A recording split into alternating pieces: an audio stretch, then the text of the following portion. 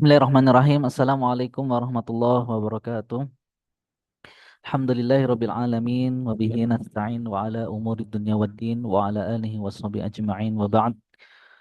Rabbi shrah li sadri wa yassir li amri wahlul 'uqdatam min lisani yafqahu qawli. Rabbana zidna ilman warzuqna fahman bi rahmatika ya arhamar rahimin. Allahumma anfa'na bima 'allamtana wa 'allimna bima yanfa'una wa zidna ilman. Allahumma inna nas'aluka ilman nafi'an wa rizqan thayyiban wa amalan salihan mutaqabbalan wa shifaan min kulli da'in. Allahumma rzuqna fahman nabiyyin wa hifdzal mursalin wa ilhamal malaikatal muqarrabin. Rabbana zidna ilman warzuqna fahman bi rahmatika ya arhamar rahimin. Baik, kita jumpa lagi di rekaman kita kuliah mata kuliah Asbabun Nuzul di semester ketiga Sekolah Tinggi Ilmu Al-Quran Ishkarima. Ini sebagai rapelan dari beberapa pertemuan yang kita belum sempat untuk melakukan rekaman. Baik, langsung saja. eh Kita lihat SAP ini untuk pertemuan kedua kita akan membahas pengertian sejarah pertumbuhan dan perkembangan ilmu Asbabun Nuzul. Baik. Kita share screen dulu. Nah, ini dia. Baik, kelihatan ya. Pengertian sejarah pertumbuhan dan perkembangan ilmu Asbabun Nuzul. Baik, di sini mahasiswa memahami dan mampu menerangkan pengertian sejarah dan perkembangan Asbabun Nuzul serta kitab-kitab klasik utama yang tergolong di dalamnya. Baik, sebelum kita membahas lebih dalam, kita akan eh, memberikan pemahaman terkait sejarah awal keilmuan dalam Islam ya. Bahwasanya ketika Rasulullah hidup Shallallahu Alaihi Wasallam dan beliau sebagai satu-satunya legitimasi keilmuan pada waktu itu. Artinya para sahabat ketika memiliki pertanyaan mereka akan langsung bertanya kepada Rasulullah Shallallahu Alaihi Wasallam. Apa yang beliau sampaikan itu bisa berupa Al-Quran, yaitu wahyu dari Allah ketika para sahabat bertanya, ataupun ketika muncul permasalahan sosial di masa itu, turun ayat. Misalkan sahabat bertanya, maka jawaban Al-Quran, yas'alunaka anil anfal, yas'alunaka anil eh, mahid, dan seterusnya.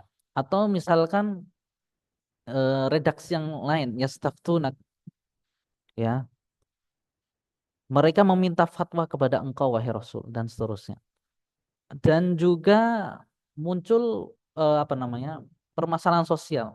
Misalkan ketika ada sahabat melaknat istrinya yang dituduh berzina, ya, menuduh berzina sementara dia tidak memiliki 4 orang saksi. Akhirnya turunlah ayat tentang ayat li'an, 4 kali laknat dan 1 kali azab, doa Allah mengazabnya gitu ya di surat An-Nur itu. Dan seterusnya dan seterusnya. Artinya apa? Artinya masih ada Rasul turun, wahyu masih turun, Rasul masih bersabda, aman. Dan kemudian para sahabat ditugaskan oleh Rasul untuk menuliskan baik itu Al-Qur'an ya maupun menulis hadis. Walaupun ada beberapa riwayat yang menyebutkan Rasul itu melarang sahabat untuk menulis hadis. Karena apa? Ditakutkan Al-Quran itu akan bercampur dengan hadis. Taib. Kemudian yang berikutnya, setelah Rasulullah wafat Shallallahu Alaihi Wasallam, maka para sahabat ya hidup ya dengan di bawah kepemimpinan Khulafa ar-Rasyidin pada waktu itu. Kemudian muncullah generasi berikutnya yaitu tabi'in. Nah, generasi tabi'in ini otomatis tidak bertemu dengan Kanjeng Nabi Shallallahu Alaihi Wasallam. Tapi mereka masih generasi yang harus diwariskan keilmuan Islam ini. Maka para sahabat pada waktu itu, ya, baik sahabat senior maupun juniornya, semuanya mengajarkan Al-Quran dan hadis. Akan tetapi, Al-Quran dan hadis yang diajarkan oleh sahabat kepada para tabi'in belum atau tidak sama sekali berbentuk fan ilmu khusus. Masih sekedar ceramah-ceramah, masih sekedar tausiah, masih sekedar majelis, halakoh dan seterusnya yang disampaikan, ya, musyafahah dari lisan ke lisan, ya, bukan dalam bentuk apa namanya, kitab, masih bentuk riwayah, hafalan. Karena tradisi orang Arab itu ketika mendengarkan suatu berita mereka hafalkan, dan itu masih melekat di zaman Arab awal, yaitu para sahabat dan tabi'in. Taib. Kemudian Islam semakin menyebar banyak, ya, ke Eropa, belum sampai Eropa, ke Persia, ke Romawi, Mesir dan seterusnya. Yang mana negara-negara ini adalah negara-negara ajam, negara-negara asing yang kemudian hari orang-orang Arab menikah, tinggal di sana, ya, kemudian akhirnya ter apa namanya, terasimilasi menjadi satu kesatuan bangsa, yaitu bangsa Arab, gitu ya. Orang-orang ini dia belum melihat peristiwa-peristiwa turunnya Al-Quran, bahkan belum pernah bertemu Sang Rasul. Artinya keimanan mereka, keislaman mereka itu belum kuat. Bahkan dalam sejarah disebutkan orang-orang yang baru masuk Islam kemarin sore ternyata adalah orang-orang yang pertama kali keluar dari Islam. Makanya di zamannya Khalifah Abu Bakar As-Siddiq, ya, orang yang nggak mau bayar zakat, orang yang apa namanya murtad setelah Nabi wafat, atau bahkan munculnya nabi-nabi palsu, diperangi oleh Sayyidina Abu Bakar As-Siddiq. Untuk apa? Supaya Islam itu tetap eksis, gitu ya. Oke, singkat cerita, di zaman tabi'in ini, ya, semakin menyebarnya Islam menyebabkan kekhawatiran para khalifah-khalifah yang muncul pada waktu itu, yaitu di zaman Bani Umayyah, terutama di zamannya Umar Abdul Aziz, ya, meminta beberapa ulama pada waktu itu, salah satunya Imam Az-Zuhri, ya, Syihabuddin Az-Zuhri, untuk menuliskan suatu kitab komprehensif terkait ilmu hadis. Ya, maka beliaulah orang pertama menulis kitab hadis. Kemudian diikuti oleh ulama-ulama setelahnya, misalkan Ali bin Al-Madini, ya, Syekhul Bukhari, kemudian Al-Humaidi, gurunya Imam Bukhari juga, kemudian ulama-ulama generasi awal seperti Imam Jarir At-Tabari dan seterusnya, mereka berlomba-lomba untuk menuliskan kitab hadis. Ada yang berbentuk musnad, ada yang berbentuk sunan, dan ada yang juga berbentuk as-sahih seperti karya yang monumental seperti karyanya Imam Al-Bukhari dan Imam Muslim, gitu ya. Taib. Pada waktu itu, nah ini ya, kaitannya dengan asbabun nuzul. Asbabun nuzul masih menjadi bagian dari ilmu hadis yang ditulis oleh para ulama-ulama kita. Ya, misalkan di dalam kitab hadis ada dalam kitab Sahih misalkan, Imam Bukhari menuliskan Kitabul Wahyi, kitab As-Shalah misalkan. Dalam kitab As-Shalah ada bab, babul wudu, babu toharoh, babu tayamum, kemudian bab raf'ul yadain indas shalah, ya. Kemudian babul Fatihah, bab ya ruku dan seterusnya, seperti itu. Hingga pada akhirnya ada satu bab yang berjudul Kitabut Tafsir, bab qaulu ta'ala fi kitabihi a'udzubillahi minasyaitonir rajim maliki yaumiddin. Misalkan seperti itu ya. Nah, termasuk juga asbabun nuzul ketika Imam Bukhari dan imam yang lainnya terkadang memasukkannya pada bab tafsir atau bab khusus terkait asbabun nuzul, tapi masih menjadi bagian dari satu kitab besar, yaitu kitab Al-Hadis. Kemudian di generasi setelahnya barulah apa namanya, kita stop dulu biar antum bisa lihat. Nah, barulah kemudian muncul ulama-ulama yang kemudian membuat satu kitab khusus yang membahas tentang asbabun nuzul. Misalkan Imam Ali bin Al-Madini menulis asbabun nuzul. Kemudian misalkan Imam Al-Wahidi menulis juga kitab asbabun nuzul. Kemudian disempurnakan oleh generasi yang agak jauh yaitu Imam Asyuti dalam kitabnya Lubabun Nukul fi Asbabin Nuzul. Kemudian di era modern seperti ini ada As-Sahih Al-Musnad fi Asbabin Nuzul karya karya Syekh ya Al-Wa'idi kemarin yang kita jadikan referensi, salah satu referensi, dan kitab-kitab ulama lainnya. Taib. Ini kita ada ini share screen lagi dokumen. Oke, kelihatan ya. Taib. Sejarah perkembangan ilmu asbabun nuzul. Ini ya, asbabun nuzul secara bahasa gampang. Asbab itu jamak dari sababun. Sebab-sebab nuzul asal katanya dari nazala turun, yaitu turunnya ayat Al-Quran. Namanya asbab atau sebab turunnya ayat dilatar belakangi oleh sesuatu peristiwa ataupun pertanyaan sehingga ayat itu turun seperti sebagaimana yang tadi kami sampaikan. Merupakan salah satu cabang dari ilmu-ilmu Al-Quran yang membahas latar belakang historis atau peristiwa spesifik yang melatar belakangi turunnya suatu ayat atau kelompok ayat Al-Quran. Gitu ya. Nih, perkembangannya sebagaimana yang tadi kami sampaikan, masa sahabat dan tabi'in, yaitu abad pertama Hijriyah, pada masa ini asbabun nuzul belum menjadi ilmu yang berdiri sendiri. Riwayat-riwayat tentang sebab turunnya ayat disampaikan secara lisan dari para sahabat kepada murid-muridnya dalam konteks menjelaskan makna-makna Al-Quran. Oh, ayat ini itu yang lagi kita bahas di kajian ini, sebab turunnya adalah begini dan begini. Saya melihat langsung, saya mendengar langsung, saya bersama Rasulullah SAW ketika itu.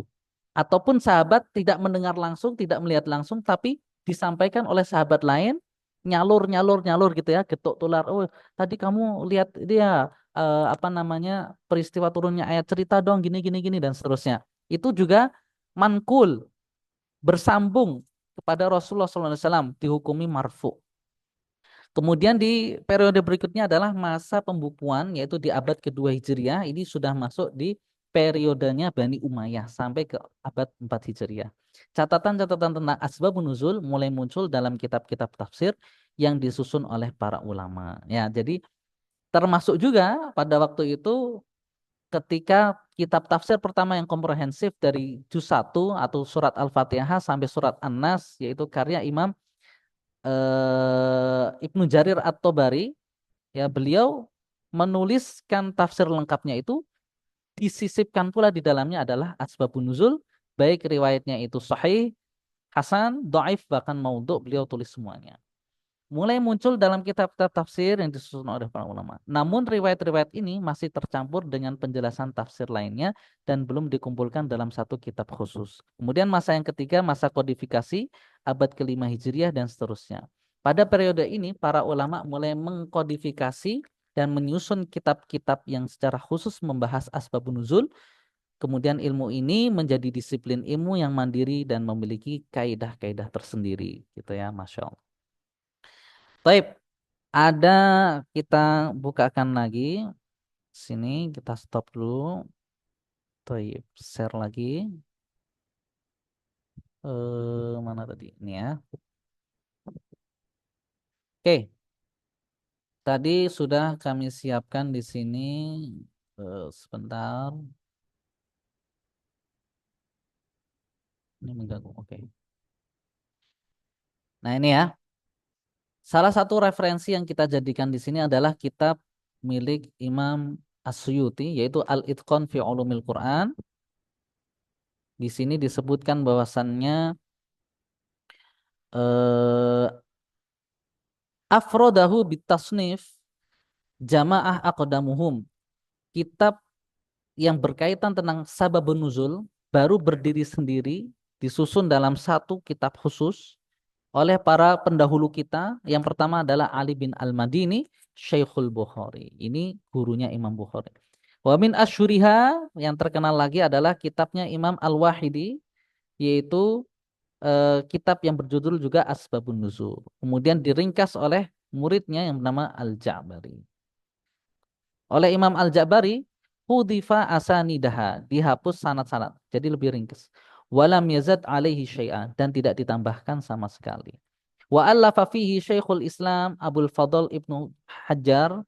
Kemudian Imam Ibnu Hajar Al-Asqalani menulis juga kitab apa namanya? Asbabun Nuzul. Tapi beliau belum sampai selesai menulisnya, beliau sudah terlanjur wafat, gitu ya. Wa qad allaftu, saya juga nulis kata Imam As-Suyuti kitaban hafilan mujazan muharraran lam yu'allif mithluhu fi hadan naw. Kitabnya lengkap dan bahkan pembahasannya itu komprehensif, saking lengkapnya itu belum ada yang bisa menyamai. Beliau memuji karya beliau sendiri. Beliau beri nama kitabnya adalah Lubabun Nuqul fi Asbabi An-Nuzul, gitu ya. Oke. Oke. Ini sudah masuk kaidahnya. Baik, kita kembali lagi ke file Word-nya.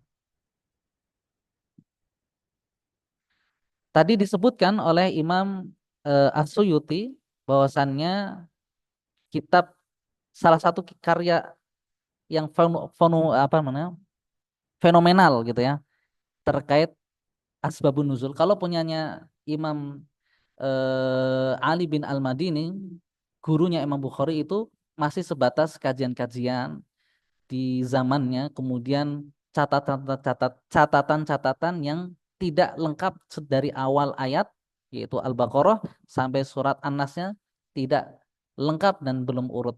Akan tetapi karya Asbabun Nuzul milik Abu Hasan Ali bin Ahmad Al-Wahidi wafat 468 Hijriah ini dianggap sebagai karya pertama yang mengumpulkan riwayat-riwayat Asbabun Nuzul secara terpisah dari kitab tafsir. Gitu ya. Jadi urutannya adalah kitab hadis, kemudian dari kitab hadis itu ulama memilih dikumpulkan jadi kitab tafsir, termasuk di dalamnya ada asbabun nuzul. Baru kemudian selanjutnya asbabun nuzul dipisahkan oleh ulama lain, berdiri sendiri sebagai suatu ilmu ya yang mandiri gitu ya, dan memiliki kaidah-kaidahnya sendiri. Al-Wahidi menyusun berdasarkan urutan surah dalam mushaf dari surat Al-Fatihah apabila ada asbabun nuzulnya sampai surat An-Nas. Kemudian mengandalkan riwayat yang bersumber dari para sahabat tabi'in untuk menjelaskan sebab-sebab turun ayat.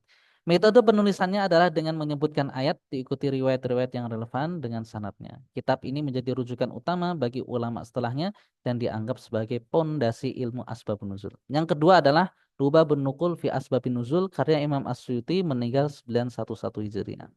Kitab ini lebih lengkap dan lebih komprehensif dari Asbabun Nuzul milik Al-Wahidi.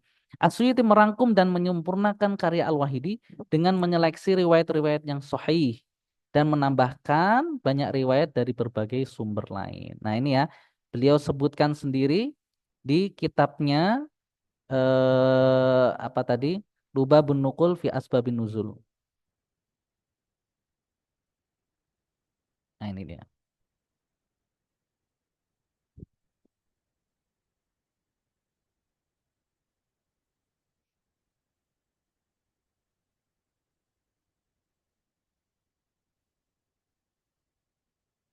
Ya, mana tadi tulisannya?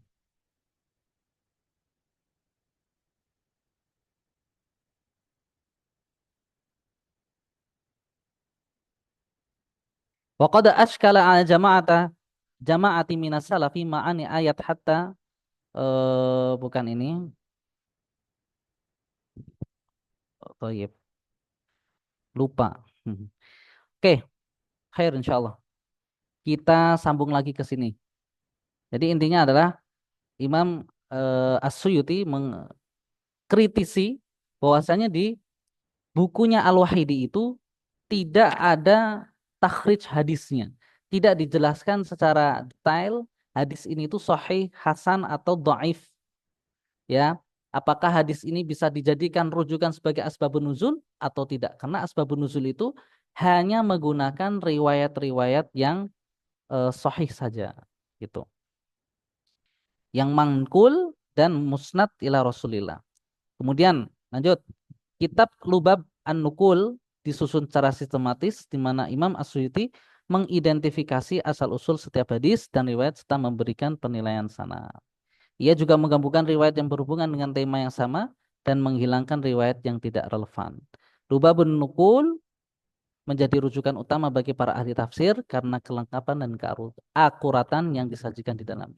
Kemudian Al-Ujab fi Bayan Al-Asbab karya Imam Ibnu Hajar Al-Asqalani wafat 852 Hijriah.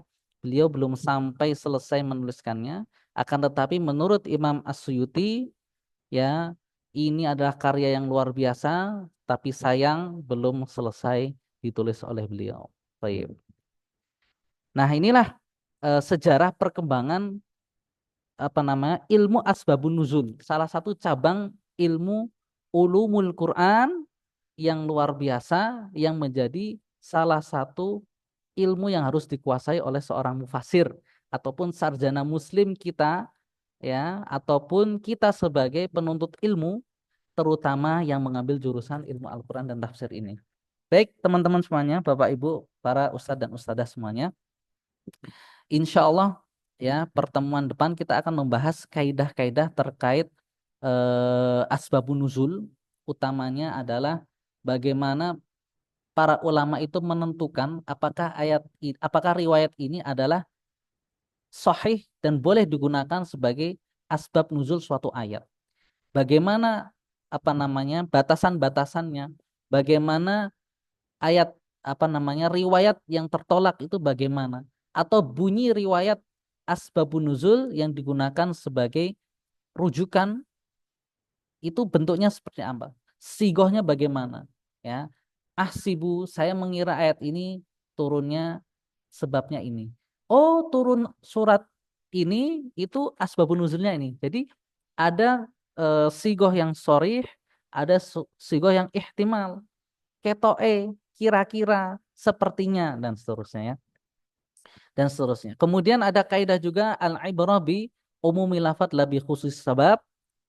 Jadi ibroh pelajaran atau hukum yang bisa diambil itu berdasarkan keumuman lafadz suatu ayat di mana ayat itu tidak menyebutkan latar peristiwanya di mana, pada siapa, waktunya kapan. Akan tetapi menyebut secara umum saja. Sehingga apa? Relevan akan digunakan di setiap zaman dan setiap orang. Dan seterusnya dan seterusnya. Insya Allah kita akan ketemu lagi, jumpa lagi pada pertemuan yang berikutnya. Jazakumullah khairan. Barakallahu fikum. Semoga yang sedikit ini bermanfaat untuk semuanya. Akhirul kalam. Wassalamualaikum warahmatullahi wabarakatuh.